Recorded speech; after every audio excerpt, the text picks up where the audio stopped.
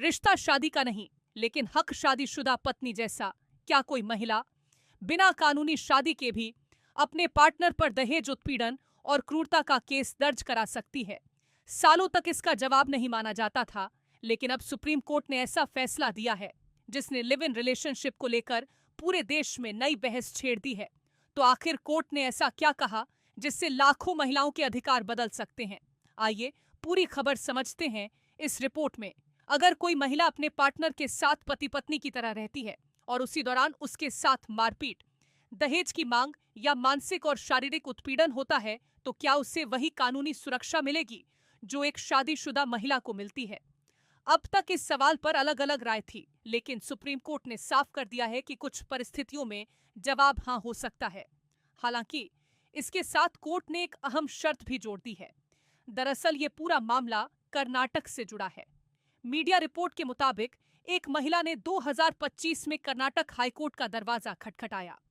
महिला का आरोप था कि उसके पार्टनर लोकेश ने अपनी पहली पत्नी से तलाक लिए बिना उससे दूसरी शादी कर ली, यानी उसने अपनी पहली शादी की सच्चाई छिपाई। जब विवाद बढ़ा तो लोकेश ने अदालत में दलील दी कि दूसरी शादी कानूनी रूप से वैध ही नहीं है, इसलिए उसके खिलाफ भारतीय दंड संहिता यानी आईपीसी की धारा 498 ए के तहत मुकदमा नहीं चलाया जा सकता। यहीं से मामला दिलचस्प हो गया। महिला ने अपने पार्टनर और उसके परिवार पर गंभीर आरोप लगाए। उसने कहा कि उसके साथ अत्याचार किया गया, दहेज के लिए प्रताड़ित किया गया और यहां तक कि जान से मारने की कोशिश भी की गई। लेकिन दूसरी तरफ आरोपी का कहना था, जब शादी ही वैध नहीं है तो शादीशुदा महिलाओं की सुरक्षा वाली धारा 498 ए कैसे लागू हो सकती है? कर्नाटक हाईकोर्ट ने आरोपी की दलील नहीं मानी। कोर्ट ने कहा, अगर रिश्ता पूरी तरह पति पत्नी जैसा था, दोनों साथ रह रहे थे, समाज में खुद को पति पत्नी की तरह पेश करते थे, तो ऐसे रिश्ते में भी धारा 498 ए लागू हो सकती है। इसके बाद आरोपी सुप्रीम कोर्ट पहुंच गया। अब सबकी नजर सुप्रीम कोर्ट के फैसले पर थी।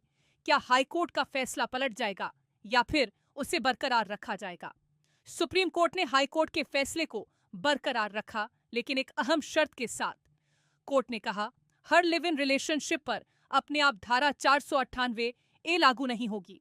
ये तभी लागू होगी जब वे रिश्ता शादी जैसा हो और दोनों के बीच शादी करने की सच में इच्छा या मंशा दिखाई देती हो। सबसे अहम बात, अगर महिला कहती है कि उसकी शादी करने की इच्छा थी, तो अदालत उस बात को भी महत्वपूर्ण आधार मानेगी। सुप्रीम कोर्ट ने अपने फैसले में एक और बड़ी बात कही।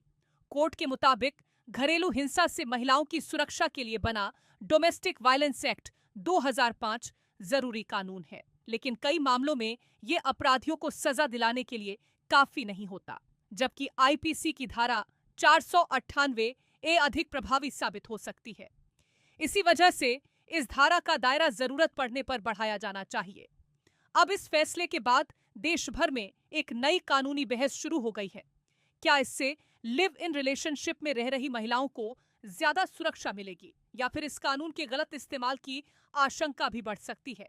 ये सवाल आने वाले समय में अदालतों और समाज दोनों के सामने रहेगा। वो कहते हैं ना, न्याय केवल कानून की किताबों में नहीं बल्कि जिंदगी की हकीकत में भी दिखना चाहिए।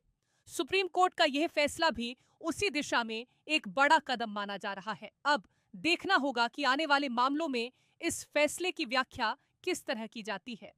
इस पूरे मामले पर आपकी क्या राय है? क्या लिव इन रिलेशनशिप में रह रही महिलाओं को भी शादीशुदा महिलाओं जैसी कानूनी सुरक्षा मिलनी चाहिए?